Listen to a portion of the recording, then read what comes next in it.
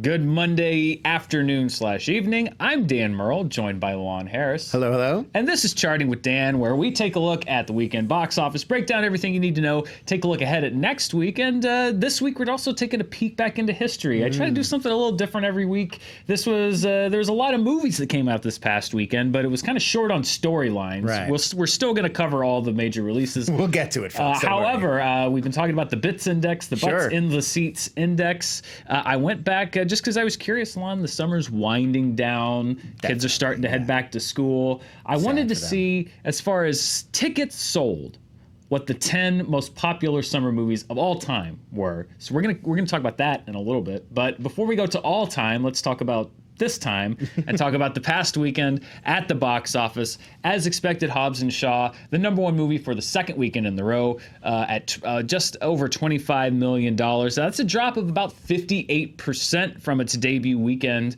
which is a little steep, but actually when you look at the Fast and the Furious movies, that's about par for the course. Almost every single one of the Fast and Furious movies has dropped around 60% in its second weekend. Now, as we mentioned last week, Hobbs & Shaw opened a little lower than Fast and Furious movies have been opening as of late. Right. But as far as a percentage drop, it held about with the other films. They tend to drop off a little quicker. You see that in certain genres. It's a bit front. Yeah, I mean, I think it's one of those franchises where you want to go opening weekend, huge crowd, everybody's cheering. That's the way to see those kinds of movies. Yeah, regardless, it crossed the $100 million mark, although it was beaten on Friday of last weekend by Scary Stories to Tell in the Dark. It regained that lead. Horror, also another front-loaded genre. Yeah. So it regained that lead over the weekend. We have we'll talk about how it did worldwide in just a second. This #2 film was, as I just mentioned, Scary Stories to Tell in the Dark. Strong debut, a little bit stronger than a lot of people saw it on the board. Yeah. $20.9 million. It was made for $25 million, so that's a good start, which is good for this movie because the cinema score was a C. So we could see it drop like we have seen other horror movies do with a big second week nose dive. However, it is geared a little more towards a youth crowd, so it's possible that it hangs on a little bit. Yeah, I mean, it's a little bit different from your average horror movie just because it is sort of pitched as like it's starter horror. It's like a gateway horror. So you're going to get some younger fans as well as the like really hardcore gore hounds, which may also be why it suffered in cinema score a little. If your adult horror fans showed up thinking this is like monsters ripping people limb from limb, which it's not, which is not designed to be. It's designed more. It's like folk scary stories, for campfire stories for 13 to 15 and up. Well, and I also think, I mean, if you saw my review, I thought it was actually a pretty standard horror movie with some great stylistic elements woven in. I think maybe if it had broken from convention a little bit more, that cinema score might have been a little bit higher. I think so too. It feels like a bit like Been There, Done That, but with some great touches. The character and monster designs, which are really inspired by the illustration, Stephen Gamel, the illustrator from those books, they're amazing. Yeah. And like worth seeing the movie, I think, for the monsters and the designs. And not even stuff that's not taken directly from the movie, but like inspired by that world. That's really cool. But I agree. Overall, it is kind of a generic getting chased by the monsters kind of thing. Yep. Well, we'll see what Scary Stories does next week. The Lion King stays at #3. It is closing in on becoming the 13th film to pass $500 million at the domestic box office. Another $30 million will take it past Beauty and the Beast to become the highest grossing Disney remake. So The Lion King keeps plugging along.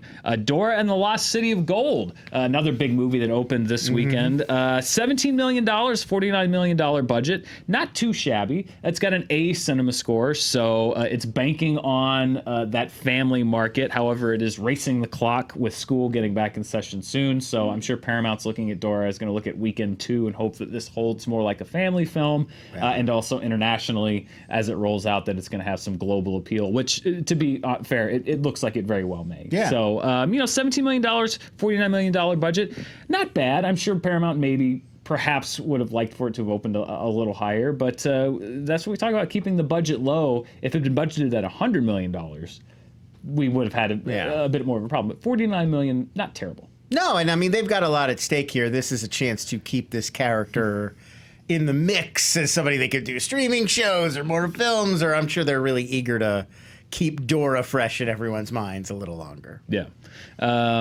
What do you think of Dora? You're right! That's easy. We should just do that. It's much simpler than making a show. Yeah. Once Upon a Time in Hollywood rounds out the top 5. It has become the 4th Quentin Tarantino film to pass the $100 million mark. Domestically, it will soon pass Pulp Fiction unadjusted for inflation, to become Tarantino's 3rd highest domestic grosser as it tries to overtake Inglourious Basterds and Django Unchained.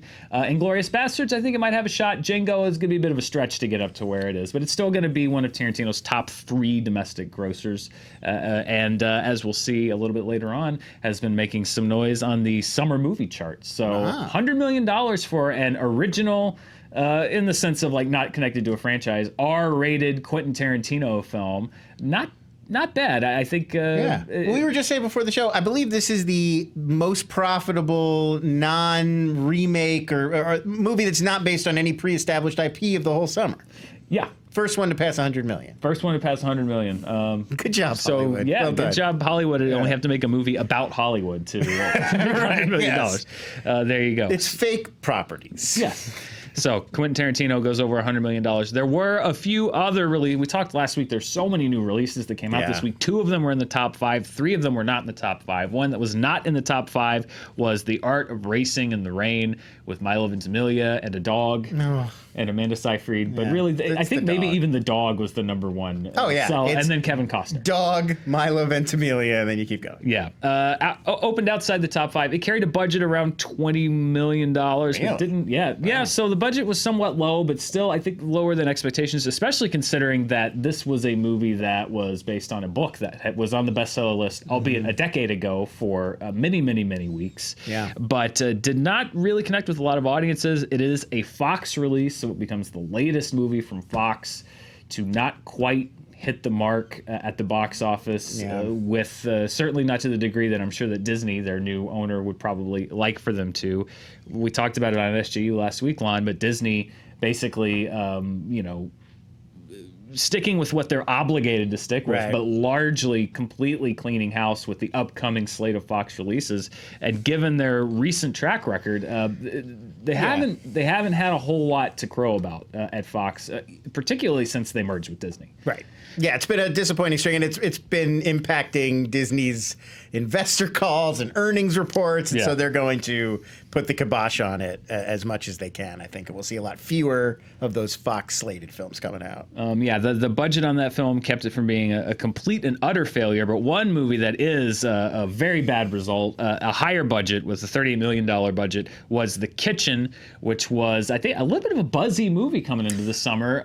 Definitely, I mean, especially at the beginning of the year, this was one of those movies that was like, had a big Oscar question mark. Like, if this is great, these 3 actresses could really be potential, and apparently not. You have Elizabeth Moss, Tiffany Haddish, Melissa McCarthy, of course, with Melissa McCarthy, Tiffany Haddish kind of playing against type, based on a comic book miniseries from Vertigo. Like I mentioned, $38 million, just over $5 million in its debut.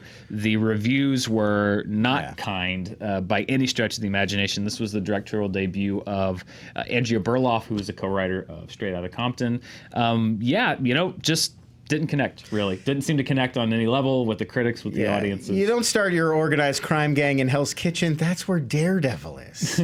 That's true. Huge mistake. That is. Although I think it's a period piece, so Daredevil might not have been. Oh, really? Oh, good for them. Okay. Every movie's connected to the Marvel Cinematic Universe, right? Of course. They all are. Yes. Now. Yeah. It's the law. That's the law. Stick was around. Yeah, that's true. Another movie, we mentioned it briefly, Tom Shadyac did a movie called Brian Banks that was not even in the top 10.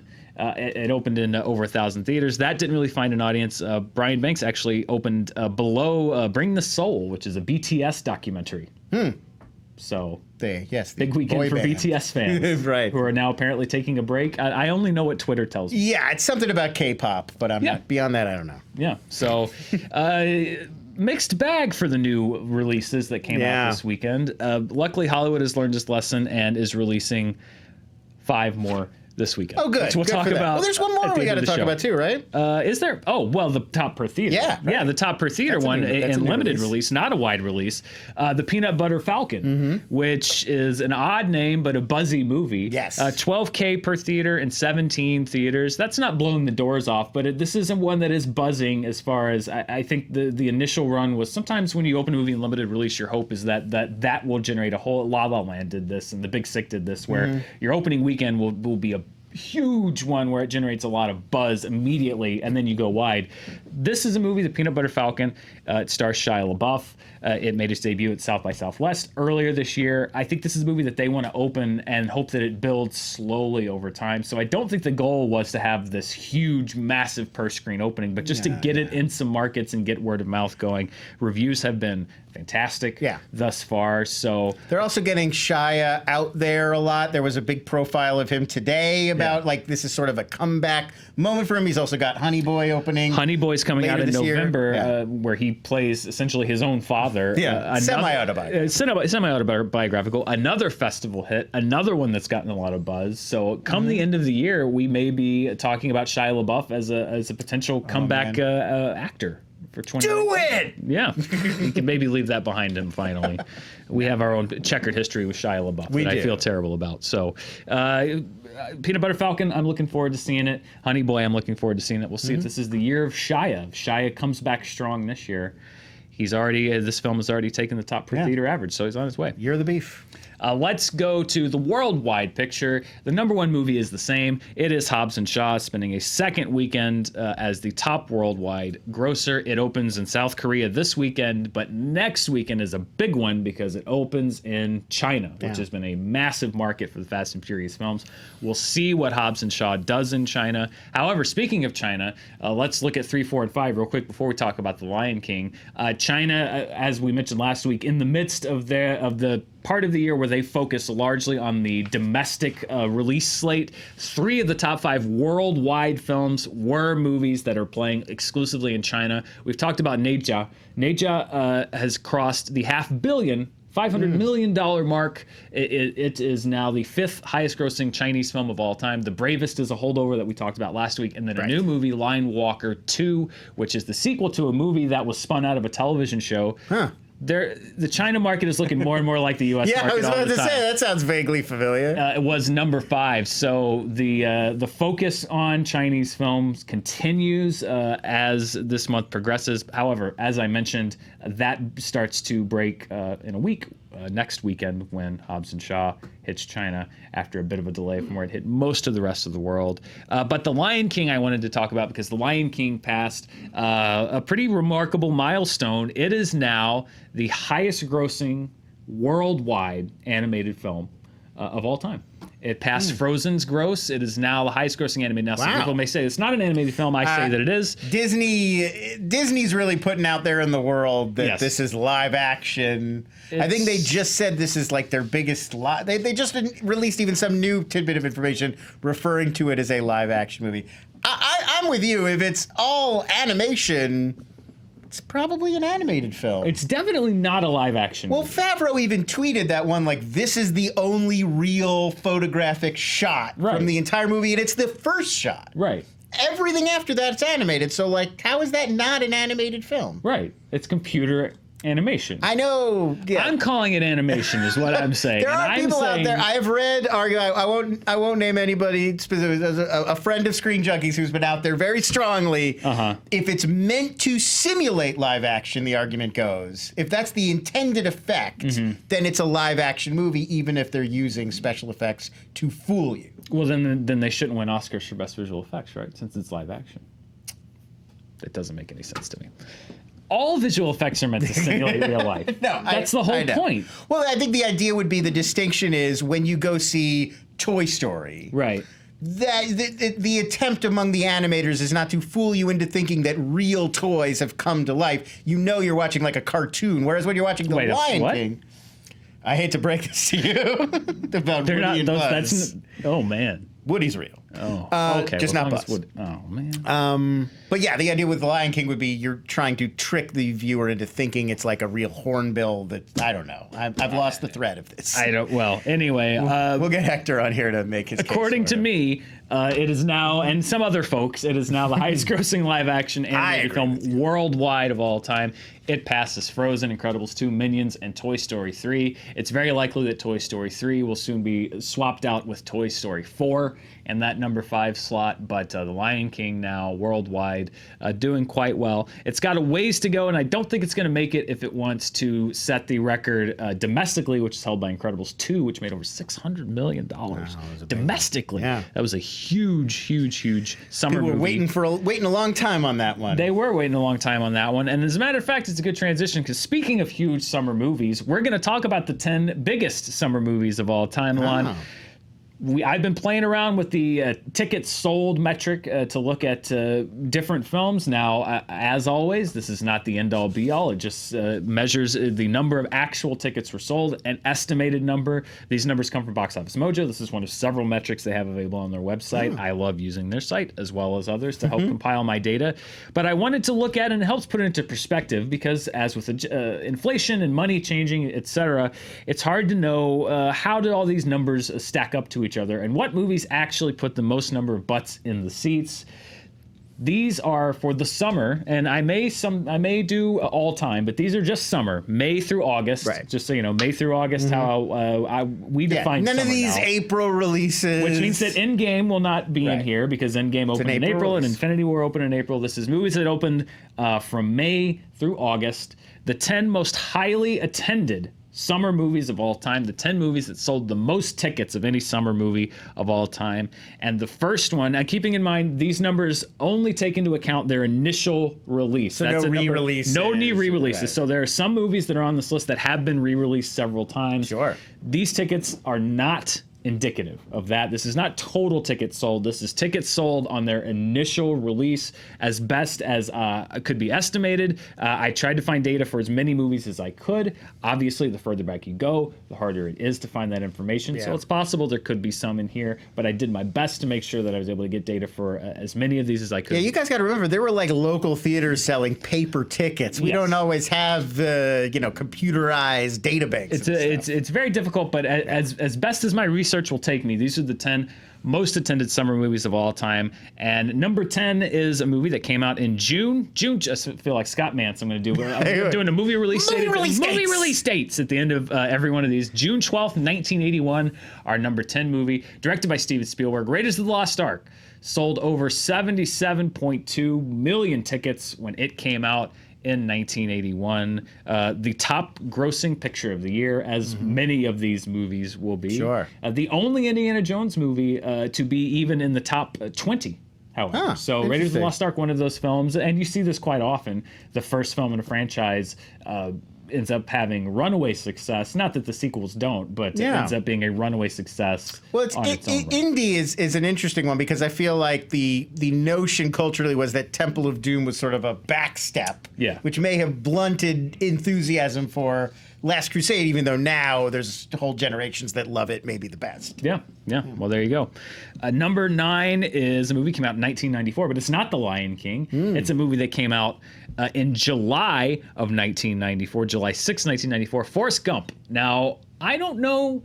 I'm always curious. This is a movie in particular that I'm always curious. 78.5 million tickets sold in 1994. It was a juggernaut. It was an absolute juggernaut, but it's a movie that today, I don't know how much cultural relevance it has. Maybe because it's so deeply rooted in nostalgia for the 50s and 60s and 70s. I think if you're around my age, I don't really like that movie that much. But most people who are like, I was 16 when it came out. I think there's a lot of nostalgia among people of my generation for that era of Tom Hanks. But yeah, I mean, I think because it's so much looking back anyway. Some movies are generational. Yeah.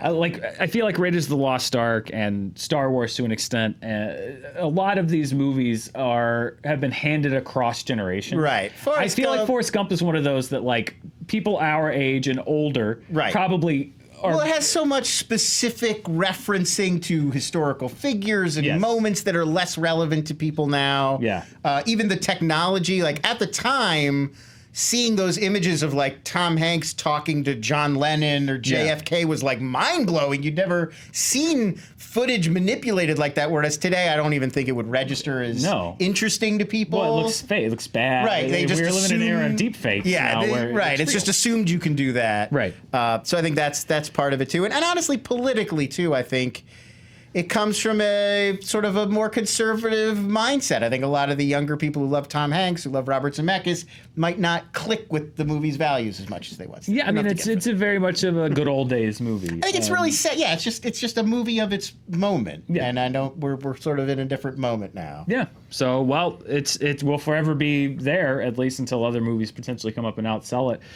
That's a lot of tickets. Yeah. But only number 9. Number 8. It was also, that is another one with that soundtrack, which I always come back to. Huge. The soundtrack was huge. That's when it introduced that era's music to a lot of younger kids who didn't know 50s and 60s songs yet. That's true. Number 8 is our first sequel on the list. It came out on May 21st, 1980. The Empire Strikes Back. I just write it as The Empire Strikes Back because that's largely how it was known back then. It was not Star Wars Episode 5. We didn't do that yet, really. Outsold Forrest Gump by a bit. 78.8 million tickets sold. What can you say? It's Empire. I think that people at the time, though, we've discussed it because Star Wars was such a runaway hit, considered Empire to be a little bit of a disappointment because it did not match or come even close to the highs of the original film. Right, yeah. I think what we were learning was that even inside of a franchise, that's almost impossible to do. Yeah. Even from sequel to sequel. Right, they were just not as versed in sequels back then. It was much rarer for movies to even get a sequel. Yeah.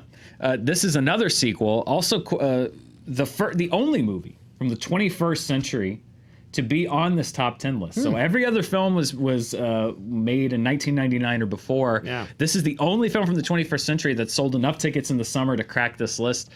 From June 12th, 2015, Jurassic World.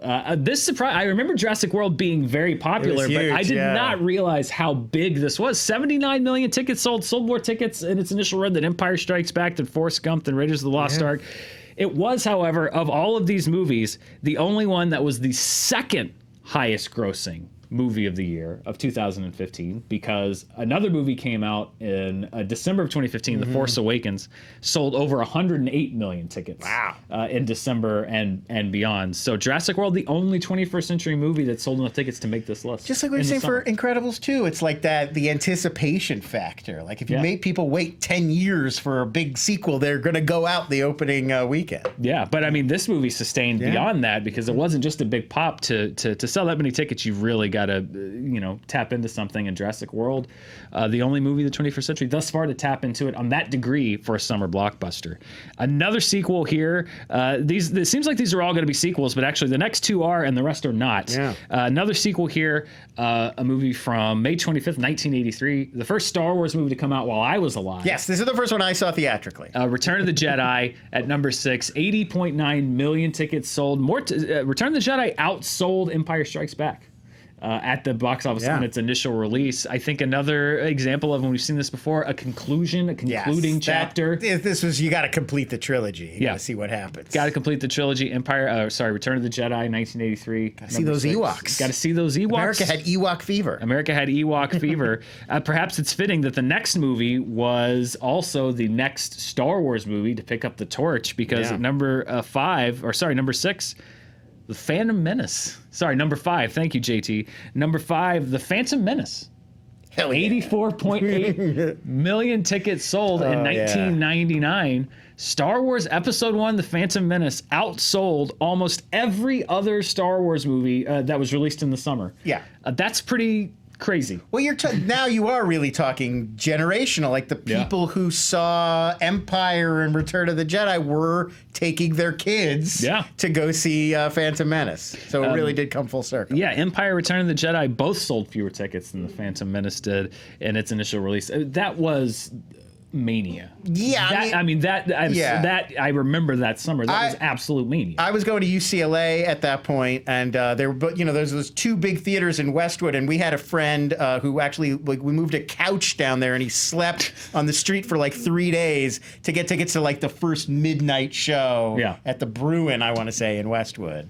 And then it was a little disappointing. Yeah, I remember that walk home. I drank the Kool-Aid on it for a while. I remember the walk home, and there was a sense of like none of us were ready to admit yet that we didn't like it. Yeah. But there was a sense of deflation, like it wasn't as good as we were hoping. It was different. It was a lot different. All right, that's our last sequel. Number 4 on the list, a movie that has had a sequel on this list already, but that comes in higher from June 11th, 1993. Steve Spielberg, he's back. Jurassic Park, 86.2 million tickets sold.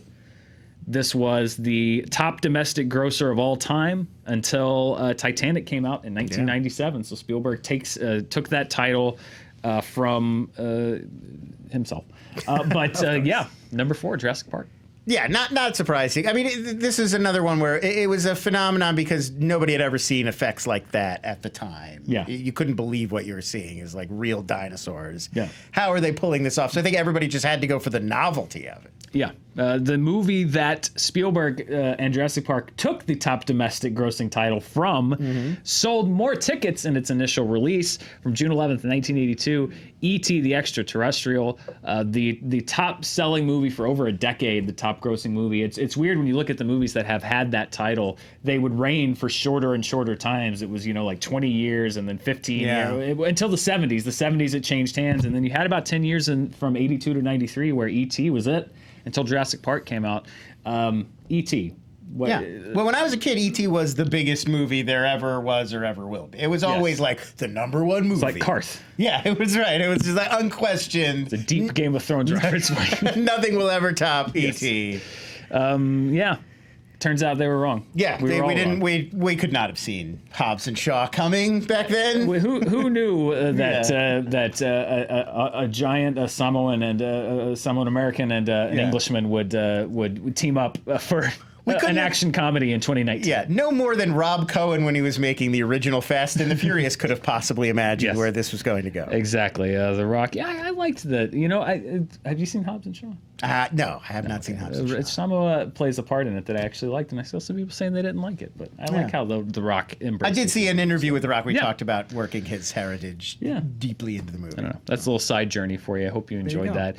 Number 2, do you like Spielberg? I do. He's been on this list a few times I already. like Spielberg, and I like this movie. I like this movie so much that it's on my shirt. It's Jaws.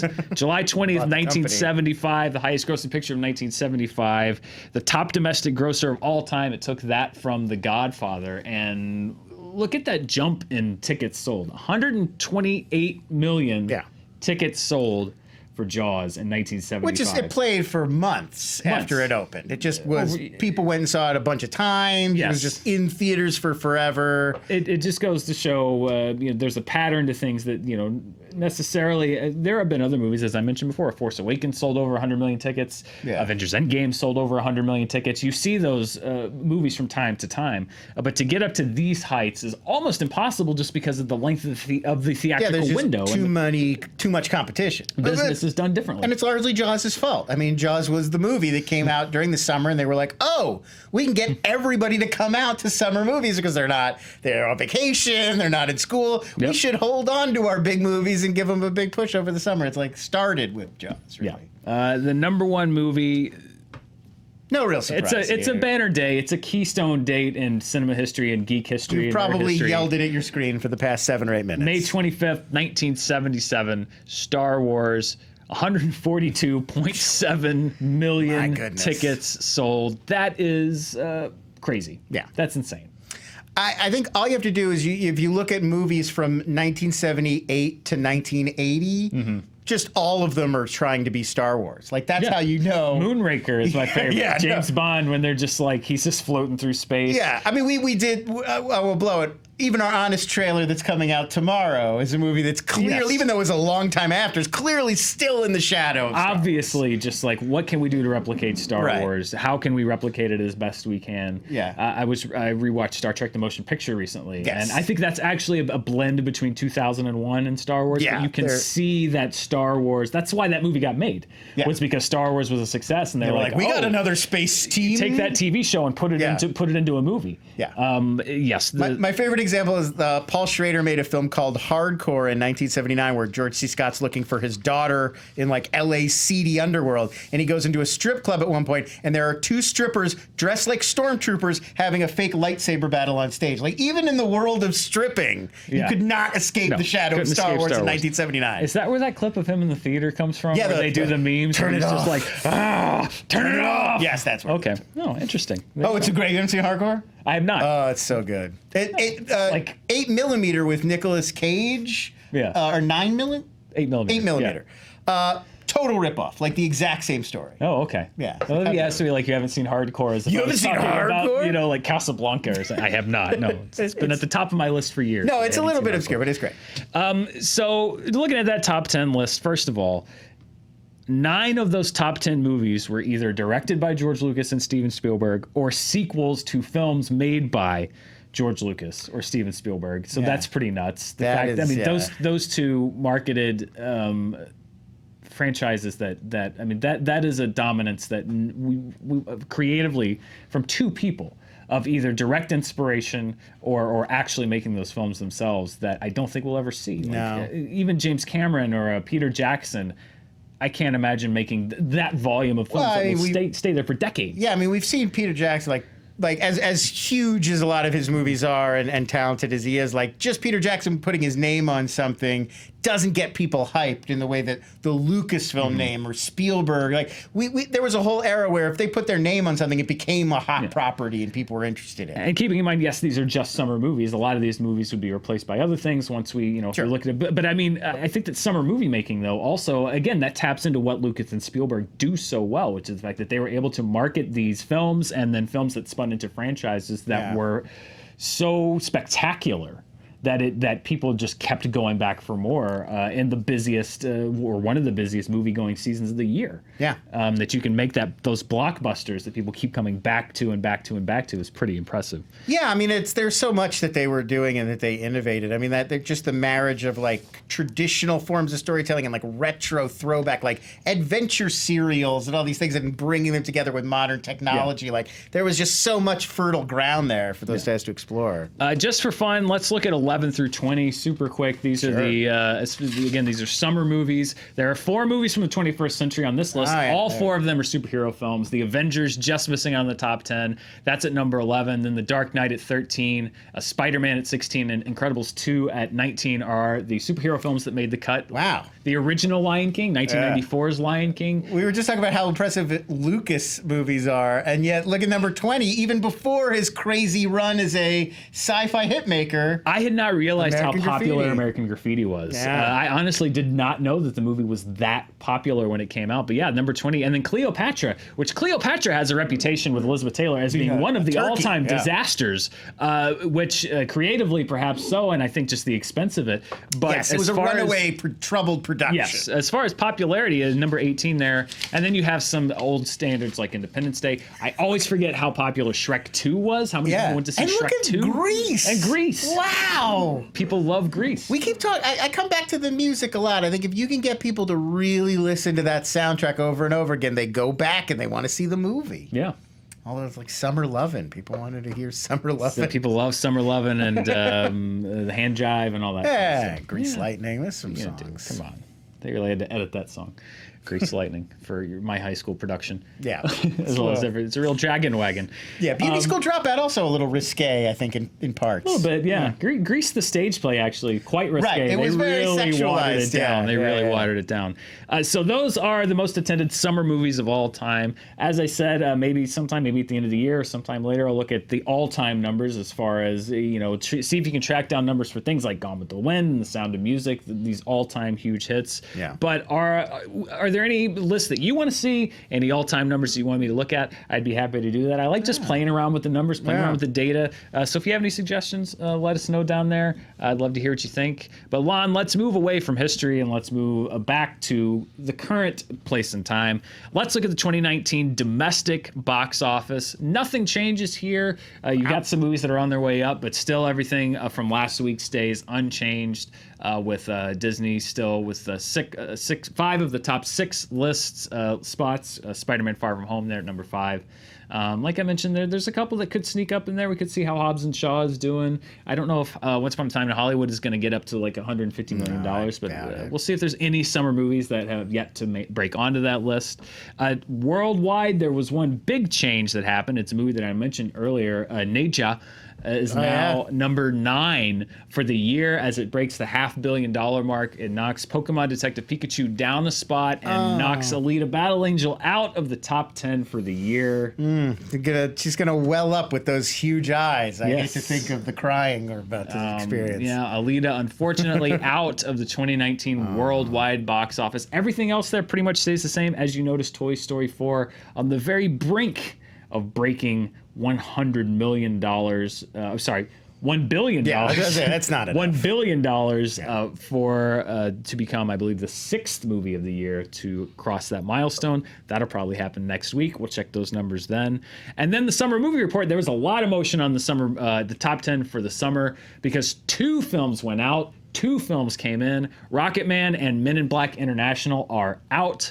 Hobbs and Shaw and Once Upon a Time in Hollywood are in as they become the next 2 summer films to crack the $100 million mark. That means that now all top 10 of the summer films have made $100 million or more. We will see if that, very likely, that could be your final top 10. Yeah, could be your final I was 10 just movies. trying to think about what is going to jump up there. It's a little hard to say. We'll see. I mean, there's always surprise hits, movies that can hang around. August is notorious for movies just sort of hanging around because there's not much there. So if something strikes a chord, it could jump up there, but those could also very likely be your final 10 movies 47 meters down, 1 more meter could jump in there. If they made it 49 meters down. No, it was 47, should be 48, but they didn't. They chickened out. Yeah. Because originally when they announced it, they did say it was going to be 48 meters down, but now they're saying it's 47 meters down uncaged, which, please. I think they could have jumped down. They could have gone to 50 meters. 52 meters. 52 meters down. 47 meters down presents 147 meters down.